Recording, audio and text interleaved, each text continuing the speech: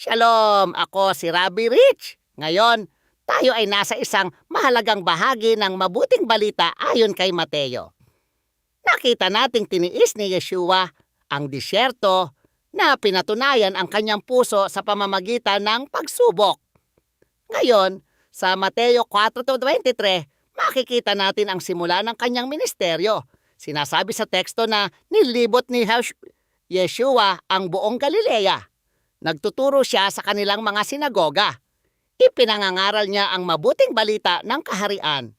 Pinapagaling niya ang lahat ng uri ng sakit at karamdaman ng mga tao. Pansinin ang pagkakasunod-sunod, pagtuturo, pagpapahayag at pagpapagaling. Sa ating tradisyong mesiyaniko, nauunawaan natin na si Yeshua ay higit pa sa isang gumagawa ng himala. Dumating siya bilang Hudyong Mesiyas na pumapasok sa puso ng komunidad, ang sinagoga. Ibinabalik niya ang kabod, ang luwalhati ng Diyos sa mga lugar kung saan binabasa ang salita. Noong nagtuturo siya, inihahayag niya ang puso ng Ama. Nanawagan siya para sa Teshuvah, ang ganap na pagbabalik loob kay Adonai. Ang mabuting balita ng kaharian ay tungkol sa presensya ng hari ngayon.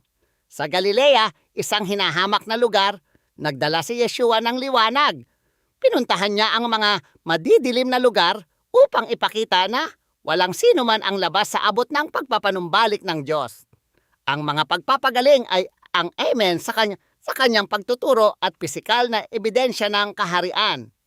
Ipinakita niya ang autoridad sa lahat ng nilikha laban sa sakit, demonyo at pagkaparalisa upang masimulan ang mas malalim na pakikipadlakad sa Mesiyas.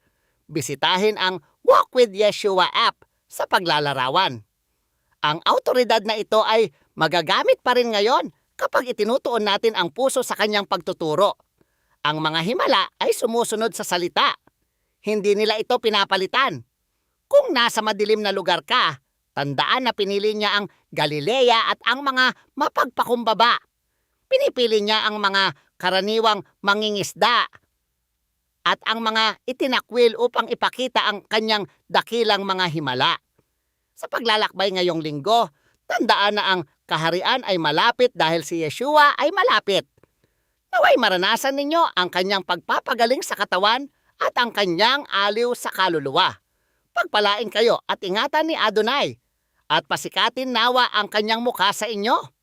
Maging malakas ang loob at samahan ninyo ako sa susunod nating pag-aaral.